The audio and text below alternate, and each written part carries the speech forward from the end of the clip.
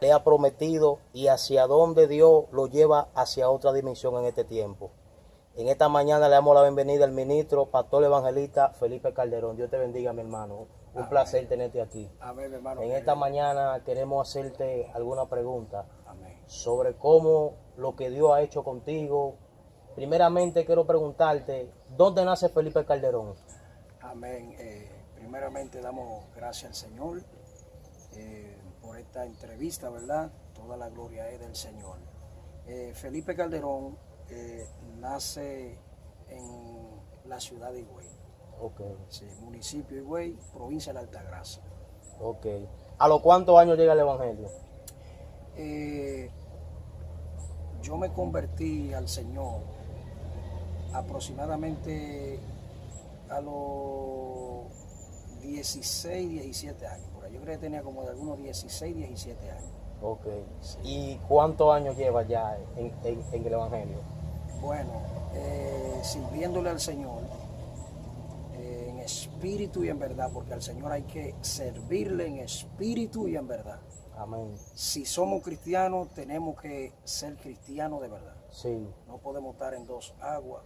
Hoy soy, mañana no soy. O estoy en el Evangelio, pero estoy comportándome como los mundanos o como los pecadores. Sirviéndole al Señor con su fuerza, con su ayuda, tenemos casi 30 años. No lo hemos cumplido, pero estamos casi cumpliendo. Wow. Es la gloria de Dios. Y Sí. o sea, después que usted se convirtió, como a los cuántos años usted comenzó a predicar la palabra y ejercer el ministerio. Bueno, tú sabes que esto tiene prácticamente un lapso de tiempo y recuerdo que antes de Dios llevarnos, ¿verdad? Movernos como predicador de manera ya reconocido en las iglesias, en campañas, fuimos procesados. Primero, tú sabes que la Biblia dice que Dios llama, luego capacita y envía. Entonces Dios me hace el llamado, aparte de que me salvó, reitero, como evangelista me dice, tú serás evangelista, tú serás predicador de mi palabra. Pero ahí empieza lo que es la preparación, la capacitación. Y en esa capacitación y en esa preparación, el Señor duró unos cuantos años. Aproximadamente casi como 10 años. Wow. Preparándome, quitando de mí muchas cosas que a Él no le agradaban y poniendo o añadiendo cosas que proceden de Él.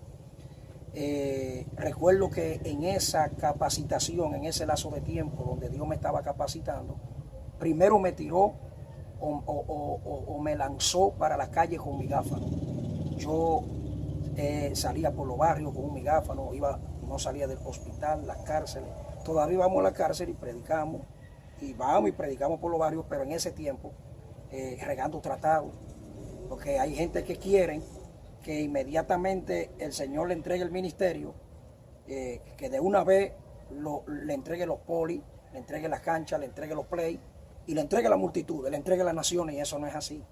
Esto es como, por ejemplo, saca una casa, tiene escalón o escalera, y para tú llegar al plato, 1, 2, 3, 4, hasta llegar a la cima. Así es en el Evangelio. En el Evangelio es por escalones. De repente tú subes en el Señor un escalón, pero de repente sube otro escalón, pero de repente sube hasta Dios llevarte a la perfección donde Él te ha prometido llevarte.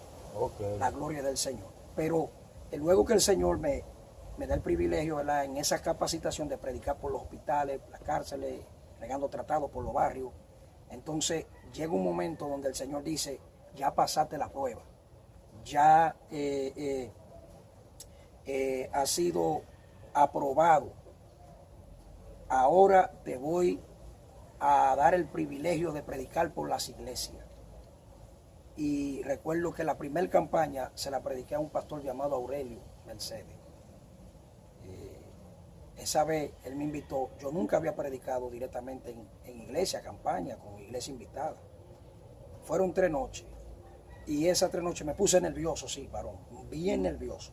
Pero yo le dije, Señor, estoy en tu mano, tú me vas a usar. Y Dios me respaldó esas 3 noches. Y de ahí el Señor me dijo, ya llegó la hora, ya llegó el tiempo de yo empezar a promoverte para que predique por diferentes iglesias. Y Dios empezó a abrir puertas y pastores empezaron Dios a tocarlo y a llamarme. Y ahí entonces, hasta ahora, la gloria de Dios, estamos predicando este evangelio a tiempo y fuera de tiempo. Amén, así es, porque hay mucha gente que se desesperan. Amén. Ellos llegan el evangelio hoy, tienen 2 años, y ya quieren que el Señor comience a usarlo, y que el Señor le abra puerta de una vez. Y no saben que esto es un proceso. 7 años, 5 años, ¿entiendes? Exacto. Y eso no es así. Entonces, varón, ¿qué tú le soltas a esta última generación que se está perdiendo? ¿Qué tú le soltas a la iglesia, a los pastores en este tiempo? ¿Qué la gente tiene que hacer en este tiempo, ya que estamos en los últimos tiempos? Amén. Bueno, mi exhortación y mi deseo en el Señor a esta generación, es decir, a la juventud, y aunque no sea joven, porque aquí no importa que usted sea anciano, sea dama, caballero, todos necesitamos al Señor. Mi exhortación en el Señor para esta generación que se pierde, que son más los que van al infierno que los que van a la gloria, porque a diario mueren y descienden al infierno miles de almas. Miles de almas caen al infierno a diario, uno de una manera, otro de otra, es decir, mueren uno de una manera, otro de otra, y se van a la eternidad sin Cristo. Que busquen a Jesús, que Amén. se aferren a Jesús, porque el único que salva se llama Jesús. Aquí nos salva sacerdote católico. Los sacerdotes católicos están perdidos, necesitan a Jesús también. Aquí nos salva el Papa de Roma, el Papa de Roma está perdido y necesita a Jesús. Aquí nos salva pastor, aquí nos salva evangelista, aquí nos salva secta, aquí nos salva nombre de iglesia, aquí nos salva concilio. Aquí el único que salva se llama Jesús, el Hijo de Dios. Y el único que murió en una cruz derramando su sangre para redimirnos de todo pecado y de toda maldición se llama Jesús. Y le exhorto a los pastores de este tiempo y a todos los evangelistas y a la iglesia en sentido general, número 1, a que sigamos buscando a Dios con ansia, con desesperación, porque estamos en la postrimería del tiempo. Mi exhortación para los pastores, para la iglesia, para los evangelistas es que dejemos de entretener a la iglesia, que no es tiempo, pastores, de entretener a la iglesia con engaño, con falacia, con mentira y con cuento y con chiste. Es tiempo de darle la palabra con altura, con respeto, con amor, con cordura a la iglesia. Es tiempo de decirle a las mujeres que hay que despojarse de toda vanidad. Es tiempo de decirle a los hombres que profesan piedad que es tiempo de santificarnos, porque solamente pastores santos y que guarden la palabra se irán en el arrebatamiento. Amén. Solamente evangelistas santos por dentro y por fuera, y que guarden la palabra, no tan solo que la predique, porque no basta con predicarla, porque aquí hasta el diablo predica la Biblia, pero él es el diablo y no hay redención para el diablo, ni perdón mucho menos. Entonces no basta de simplemente predicar la palabra, sino vivirla primeramente y santificarnos por dentro y por fuera. La iglesia de este tiempo, mi exhortación para ellos, reitero, es que busquemos a Dios de todo corazón, que dejemos el jueguito de religión, que dejemos de jugar a la religión, que el tiempo que a la iglesia le ha tocado vivir es el último tiempo, que ya no va a haber más.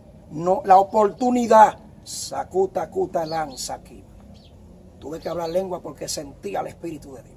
Feltomía sayando. La oportunidad de buscar a Dios y de buscar la presencia de Dios en ayuno, en oración, con gemido, indecible, con desesperación, con lloro, es ahora. El tiempo de prepararnos es ahora, porque cualquier momento sonará la trompeta. Y el que no esté preparado, no importa que usted sea pastor, se quedará. No importa que tenga el título de profeta, se quedará si no está preparado. No importa que usted sea adorador, adoradora, no importa que sea presbítero, presidente de concilio, se quedará.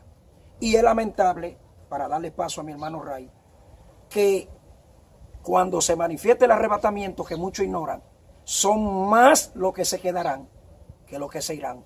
por no estar preparado. Otra pregunta, mi hermano. Yo quiero que usted me cuente su experiencia con el reino de la tiniebla. ¿Mito o realidad? Amén. O sea, su experiencia con Satanás, con los demonios. O sea, que usted nos explique de eso.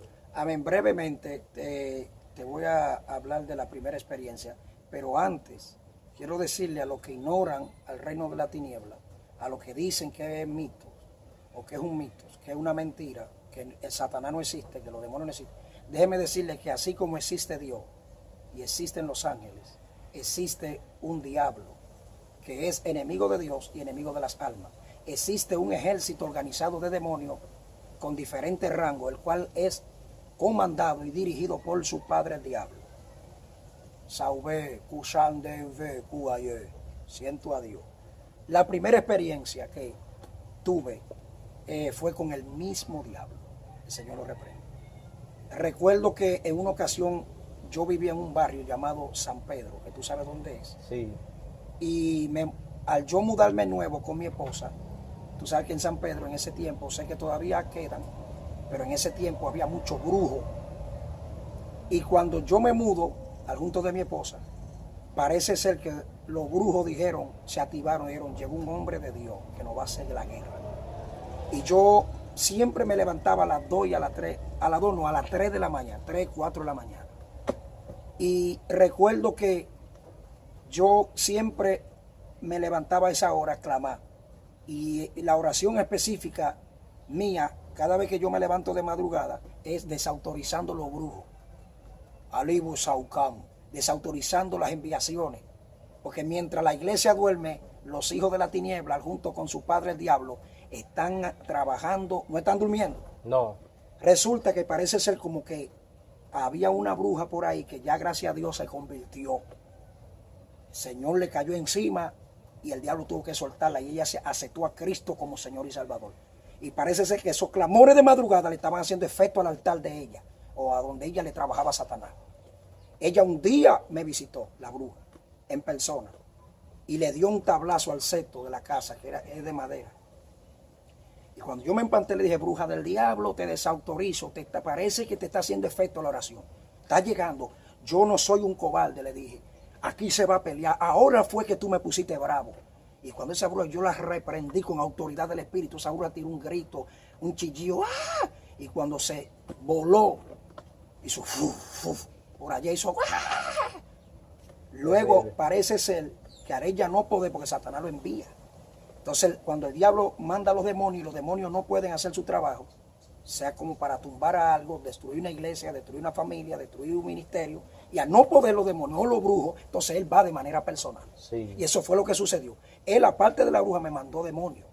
Y no pudieron, porque ¿quién puede con el poder de Dios? Entonces, él ahí, para hablarte ya breve de la primera experiencia que tuve con el reino de la tiniebla, y fue con el que encabeza la tiniebla. Satanás existe. Y él es quien tiene este mundo vuelto loco, y lo tienen endemoniado, desacatado. Y le decimos a esa gente que se arrepienta. Él fue de manera personal y él entró a la casa, pero no se acercó yo. Yo estaba en la cama, todavía no me había levantado para orar. Y cuando él entra con un sombrero, como un hombre normal, pero con un bajo a carne podrida. Wow. Un mal olor. Tú has visto gatadero, tú has pasado por donde hay un gatadero. Sí. Entonces, wow, qué mal olor. Así mismo, el diablo apesta, varón. Él se viste de que del ángel de luz, pero el diablo apesta. Tú no ves que él tiene a la gente pecando, y él, porque él es el pecado. Satanás mismo es el pecado.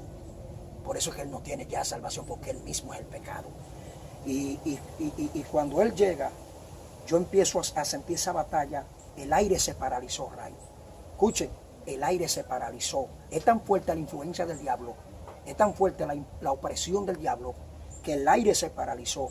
Y dije, pero Dios mío, y sentí una batalla, y una pesadez, y una cosa. Y pero ¿qué pasa? De repente, mi esposa me dice, Felipe, levántate.